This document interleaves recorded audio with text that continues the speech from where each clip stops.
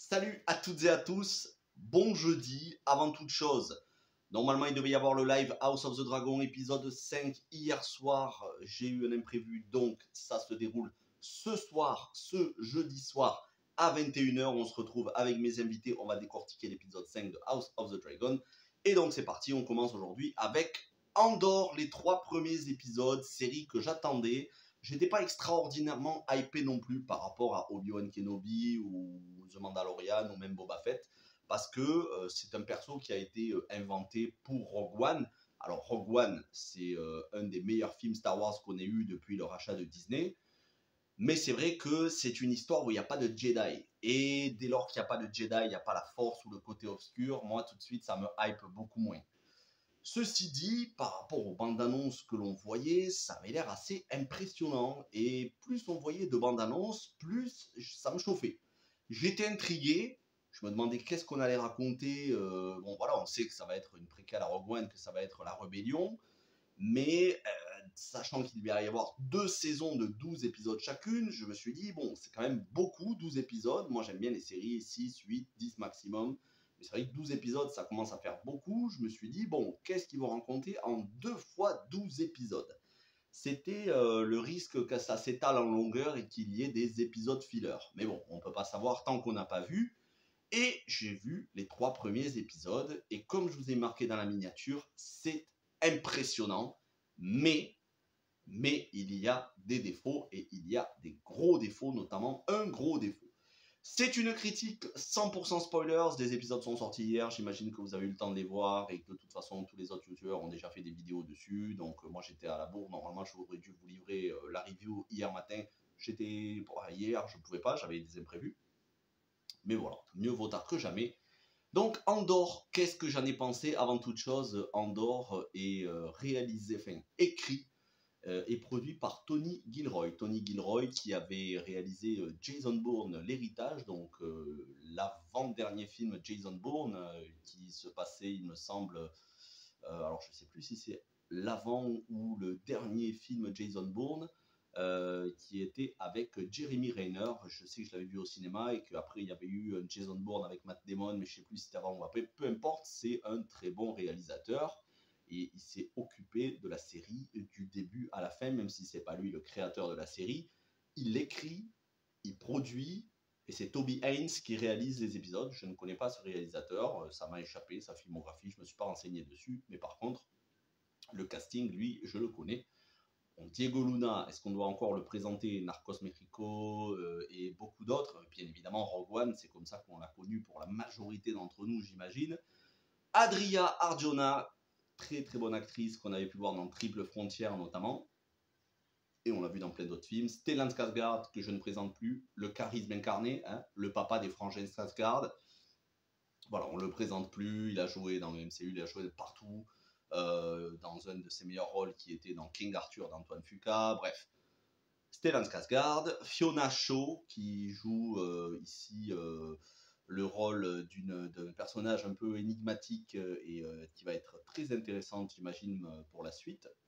En tout cas, pour l'histoire personnelle de Cassian Andor. Et en dehors de ça, on va voir d'autres personnages que l'on avait vus dans Rogue One, mais pour l'instant, sur ces 3 premiers épisodes, c'est pas le cas. On se concentre vraiment sur Diego Luna, Stellan Skarsgård et Adriana Arjona.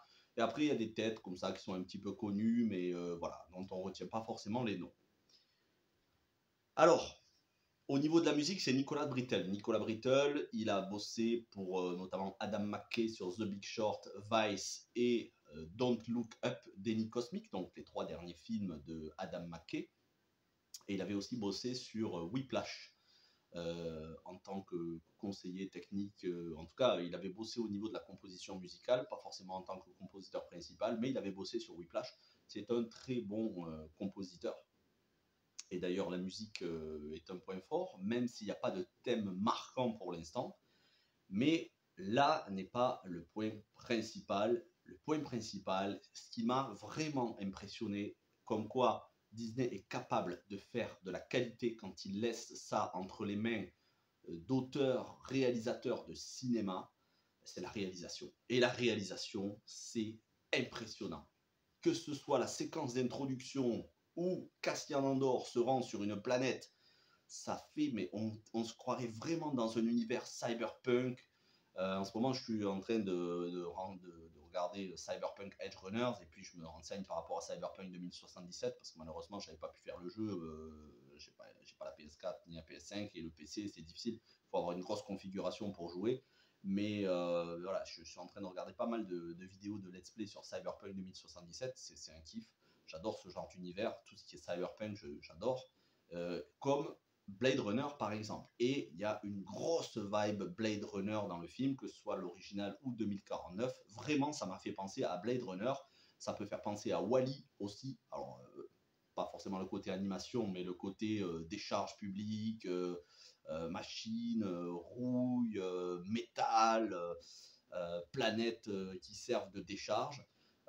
Ça fait penser vraiment à de la SF, mais avec des décors naturels. Alors j'imagine qu'il doit y avoir du fond vert, c'est une évidence, mais il y a énormément de décors naturels. Et on suit l'intrigue à deux époques différentes, la jeunesse de Castian Andor sur sa planète natale, quand il est enfant, quand pour la première fois il est confronté à l'Empire, et on le suit donc de nos jours, et ça se passe 5 ans avant, et ça c'est très appréciable de nous le préciser, ça se passe 5 ans avant la bataille de Yavin. La bataille de Yavin, c'est celle qui voit l'explosion de la première étoile noire dans la guerre des étoiles, donc tout premier film Star Wars, épisode 4, la guerre des étoiles. Donc ça se passe 5 ans avant la bataille de Yavin, et on sent que Cassian Andor a déjà toutes les qualités pour être un agent de la résistance qui va être très doué, et il va être recruté par Stellan Skarsgård, et sur la planète où il est, on sent que voilà, il a plein de personnes qui le connaissent, qui lui sont loyales. Il y a aussi des traîtres parmi tout cela, notamment un qui le balance à l'Empire. Pourquoi il est recherché par l'Empire? Tout simplement parce qu'il s'est rendu sur une planète, donc la planète au tout début, pour avoir des renseignements, notamment dans un bar striptease. D'ailleurs, ça fait partie des points à la fois positifs et négatifs, je vais y revenir. Il y a des choses qui sont un peu étranges par rapport à l'univers Star Wars, des partis pris, c'est étrange. Mais il cherche en fait sa sœur. Alors, de ce qu'il dit, il cherche sa sœur, et il se trahit en disant d'où il vient, et du coup, à un moment donné, quand il va pour repartir de cette planète, il va être confronté à deux hommes qui travaillent pour l'Empire, à deux agents de l'Empire, et qui l'ont pris en grippe justement dans le bar où il se trouvait, et ils vont l'agresser, tenter de le racketter. Lui va se défendre, sans faire exprès il va en tuer un, et l'autre va le menacer, et il va décider de tuer de sang-froid l'autre, certes pas pour se défendre, mais justement pour pas se faire attraper.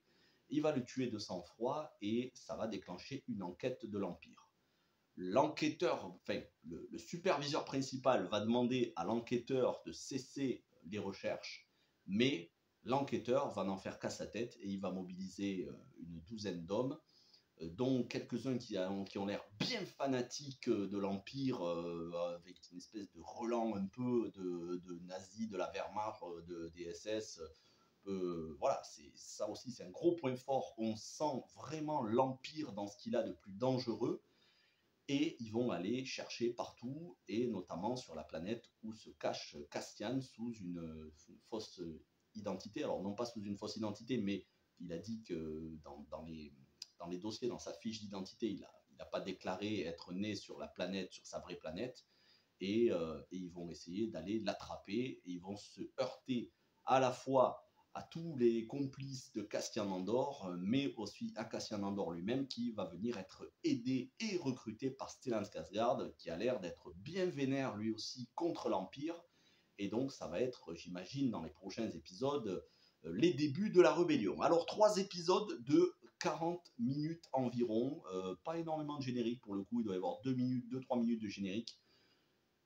Ça fait environ 1h45, 1h50, et franchement, pour ce que ça raconte, c'est trop long. C'est beaucoup trop long pour ce que ça raconte. Tout ça aurait dû tenir sur un épisode de 50 minutes ou 2 épisodes de 30 minutes maxi. C'est là les craintes que j'avais qu'il y ait des longueurs, ça se confirme sur ces 3 premiers épisodes. Ça n'augure pas du reste de la saison, hein. On devrait avoir quand même énormément de personnages. On reverra Saw Gerrera joué par Forest Whitaker, qu'on avait vu dans Rogue One et dans le jeu Jedi Fallen Order. J'espère justement qu'il y aura des connexions avec Jedi Fallen Order. Ce serait bien. Pour ceux qui n'ont jamais joué aux jeux vidéo, je vous conseille de vous intéresser un petit peu à Jedi Fallen Order parce qu'il est canon. Et d'ailleurs, on risque d'avoir une série sur Cal Kestis. Mais voilà, ça, on en parlera, on aura l'occasion d'en parler. Quoi qu'il en soit, les craintes que j'avais se justifient au vu de ces 3 premiers épisodes, trop de longueur. Au final, ça raconte pas énormément de choses. On voit surtout des décors. Et encore une fois, c'est impressionnant en termes de décors. Ça n'a rien à voir avec les autres séries. On sent que c'est pas un truc blindé d'effets spéciaux, de fond vert numérique, même si c'est bien fait sur The Mandalorian. C'est des décors naturels, c'est impressionnant au niveau du gigantisme dans cette espèce de planète décharge de soudeurs, de ferrailleurs, où ils découpent des carcasses de vaisseaux. C'est assez impressionnant, franchement. Et puis cette ambiance à la fois cyberpunk, Blade Runner à certains moments, et à d'autres moments sur des planètes désertes, sales. Il y a un souci d'authenticité, c'est palpable, c'est concret. Ça fait pas. Vous voyez, par exemple, on reproche certains à la série Le Seigneur des Anneaux, alors ça n'a rien à voir, hein, c'est deux choses totalement diamétralement opposées, mais certains reprochent à la série Le Seigneur des Anneaux, que j'adore, et je vais continuer de vous en parler en bien, parce que je me régale, mais certains lui reprochent à cette série d'être trop propre sur certains décors. Et c'est vrai que à certains moments, mais pas à tous, Le Seigneur des Anneaux, ça fait un peu trop propre. Bon, c'est pas le cas dans Andor. Dans Andor, ça fait crasseux, ça fait palpable.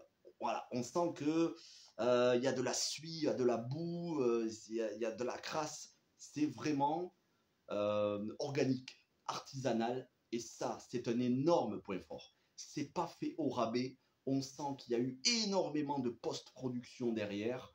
Ça dépasse en termes visuels d'effets, en termes de décor naturel, de intérieur, décor intérieur aussi, ça dépasse tout ce qui a été fait sur n'importe quelle série Star Wars, The Mandalorian, Boba Fett ou Obi-Wan Kenobi. Mais à côté de ça, c'est pour moi, c'est juste mon avis. Il y en a certains qui vont apprécier, mais vraiment, moi, je vous le dis comme je le pense et je ne changerai pas d'avis. Ça fait trop réaliste. Ça fait trop réaliste. J'ai pas l'impression d'être dans Star Wars par moment. J'ai l'impression d'être dans un univers de SF que j'adore, qui est visuellement ce que je cherche, mais je cherche pas ça pour Star Wars. C'est trop réaliste. En fait, je m'attendais carrément à ce qu'ils sortent des AK-47, quoi. C'est certes, les décors sont un peu modifiés pour faire penser à des planètes un petit peu inconnues de la bordure extérieure, mais je trouve que ça se rapproche trop de décors qu'on pourrait avoir dans les pays de l'Est, Budapest, enfin de la Hongrie, de l'Ukraine. Ça fait, je sais pas, il y a quelque chose des décors qui ressemblent un petit peu à des pays de l'Est, des pays de l'ex-URSS en ruine. Et pour moi, ça colle pas à Star Wars. Après, ça ne veut pas dire que ça colle pas du tout. Bien évidemment que même sur Tatooine, il y avait des ferrailleurs chez Watu, notamment dans l'épisode 1, La menace fantôme. Bien évidemment, et même dans la série The Mandalorian, on a, je ne sais plus comment elle s'appelle, celle qui est sympathique, Pelimoto, je crois, la garagiste. On en a hein, plein de personnages comme ça où il y a des décors avec des ferrailleurs, c'est des garagistes qui ont les mains dans le cambouis, et des décors un peu industriels comme la planète minière dans Obi-Wan Kenobi. La planète où tout le monde avait reproché que le combat Dark Vador Obi-Wan, le premier combat, était un petit peu, on aurait pu avoir un meilleur décor, et c'était vrai. Mais là, c'est tout le temps en fait, c'est tout le temps, c'est que ça. Mis à part le premier épisode sur les 10 premières minutes où on a justement voilà, ces décors sur cette planète où voilà, il y a quand même, on voit la mer, la pluie, ça peut faire penser un petit peu à Camino dans l'épisode 2, l'attaque des clones, mais c'est vrai qu'en dehors de ça, même si les décors sont impressionnants, c'est pas très varié, on passe carrément les 3 épisodes sur la même planète, et pour moi ça fait un petit peu trop guerre à la Expendables. Je m'attendais à voir Sylvester Stallone et Dolph Lundgren débarquer. savez, comme dans Expendables 3, lorsqu'ils sont dans cette espèce de ville où il y a des bâtiments qui s'effondrent avec le méchant Mel Gibson, avec Antonio Banderas, et j'ai l'impression, je me suis dit, ils ont tourné en Ukraine, je vais voir des mecs débarquer, je vais voir des mecs tatoués avec des couteaux en mode Marines, mercenaires. Et c'est pas vraiment l'esprit Star Wars. Alors déjà que au niveau du scénario, il n'y aura pas, en toute logique, il n'y aura pas de Jedi et donc la Force ou le côté obscur. Et ça, ça me paraît un petit peu, à un moment donné, on est 5 ans après Obi-Wan. On est seulement 5 ans après Obi-Wan. Dans Obi-Wan, on a les Inquisiteurs qui ont le côté obscur avec le grand inquisiteur. Là, on a des mecs random qui ne savent pas du tout donner des ordres, qui sont perdus. On a une douzaine, une quinzaine, 14 je crois, 14 mecs de l'Empire un petit peu vénères qui se font latter en moins d'un quart d'heure.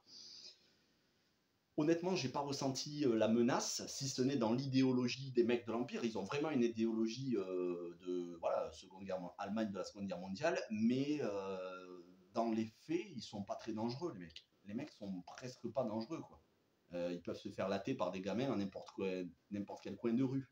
Donc, j'ai pas ressenti la menace. Alors, on va avoir Ben Mendelsohn qui reviendra en tant que Orson Krennic comme dans Rogue One. Moi, ce que j'aimerais, c'est qu'on fasse intervenir peut-être un petit peu plus l'Empire. J'espère que ça arrivera. J'espère qu'on va voir, par exemple, l'Empereur, parce que on nous dit à un moment donné, il y a le superviseur qui a rendez-vous pour donner des comptes, pour rendre des comptes à l'Empire sur le taux de criminalité dans les différentes régions. Donc j'imagine qu'il doit être convoqué soit au Sénat, soit dans le bureau de, ou en tout cas au quartier de l'empereur. J'espère qu'on va voir Palpatine, j'espère qu'il va y avoir des liens avec la série Obi-Wan, parce que n'oublions pas que ça se passe juste avant Rogue One. Dans Rogue One, il y a Dark Vador qui débarque. On a quand même des personnages comme celui de Donnie Yen qui a une espèce de lien avec la Force. Alors c'est vrai que même dans Rogue One, on n'avait pas de Jedi, mais il ne faut pas que ce soit trop déconnecté de la Force. Il faut que ça le soit, parce que on peut pas avoir une Ahsoka Tano débarquer. De toute façon, ce serait pas cohérent scénaristiquement, ça se passe pas à ce moment-là. The Mandalorian, ça se passe après la trilogie 4, 5, 6. Mais il faut pas qu'on soit trop loin non plus de l'esprit Star Wars. Il faut pas qu'on perde l'ADN. Star Wars, ça reste quand même la Force, les Jedi contre les Sith, l'Empire, le côté obscur. Et là, pour moi, ça fait un petit peu trop guerre moderne. Voilà, c'est ce que j'aurais à reprocher. Ça fait trop guerre moderne et trop de longueur pour raconter au final pas grand-chose sur ces 3 premiers épisodes. C'est une introduction. C'est une introduction, clairement. Le mec est poursuivi. Ils ont dépêché un groupe de soldats. Ils se font latter. Il s'enfuit parce qu'il est recruté par Stellan Skarsgård. Et puis voilà, ça s'arrête là. 2 heures pour raconter ça, ça fait un peu beaucoup quand même. Espérons que les prochains épisodes soient beaucoup plus recentrés sur l'action, le scénario et surtout la rébellion. Je me pose des questions aussi, puisque pour moi, cette série devrait, en toute logique, si on est cohérent, être reliée au début de la rébellion que l'on voit dans Obi-Wan. On n'oublie pas que dans Obi-Wan, alors on va peut-être pas avoir la princesse Leia dans la série, j'adorerais qu'on voit la princesse Leia, mais rappelez-vous, on avait le personnage de Oshie Jackson Jr., donc le fils de Ice Cube, qui jouait un résistant dans les cavernes lorsqu'il y avait la troisième sœur, je crois, Reva qui débarquait, et ensuite il y avait Dark Vador, vous savez, dans cette caverne où ils étaient pris au piège. Bon, c'était des résistants. Est-ce qu'on va les voir, eux? Est-ce qu'on va y faire allusion ou pas du tout? Est-ce que les 2 séries vont être reliées? Ça, c'est des questions que je me pose. Et sur 12 épisodes, on a déjà fait un quart où on n'a pas vraiment de réponse, pas même un début. Alors oui, Diego Luna est excellent, oui, Stellan Skarsgård est excellent, oui, Adriana Arjona, ils sont tous très bons, il n'y a aucun souci. Mais je reste sur ma faim parce que j'ai eu l'impression de faire du surplace. Voilà. C'est pas un énorme reproche, c'est juste l'introduction. Peut-être que la semaine prochaine, je vais vous dire, ça y est, j'ai retrouvé l'ambiance Star Wars.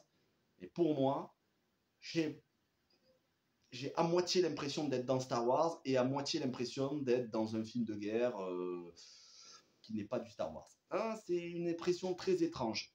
Visuellement, j'étais impressionné, mais j'ai l'impression que ça tourne un peu à vide.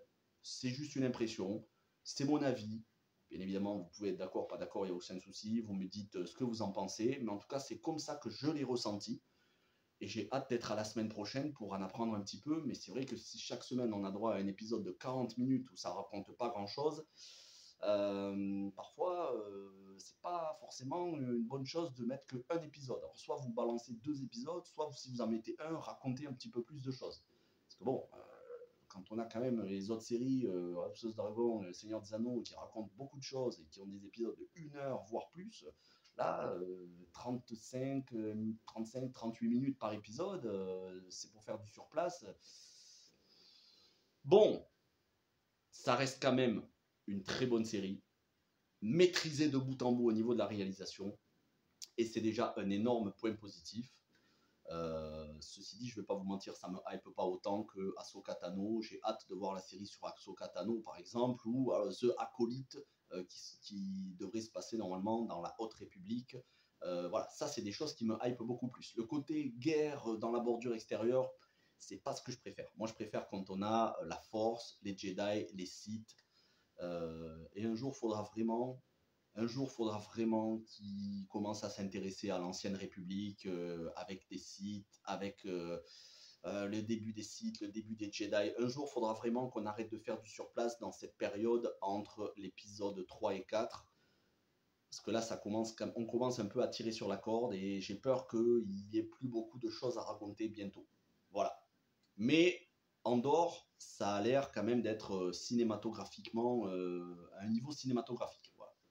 Merci d'avoir regardé cette vidéo, n'hésitez pas à me dire ce que vous en pensez, passez une bonne journée et n'oubliez pas, on se retrouve ce soir, donc ce jeudi soir, exceptionnellement au lieu d'hier, ce jeudi soir à 21 h sur la chaîne en live, on va décrypter House of the Dragon, We Light the Way, nous éclairons la voie, cet épisode exceptionnel, j'ai adoré, vous avez déjà ma review en vidéo que j'ai sorti lundi matin, et demain on se retrouvera pour l'épisode 5 du Seigneur des Anneaux. Merci à toutes et à tous, portez-vous bien, bon jeudi, ciao tout le monde.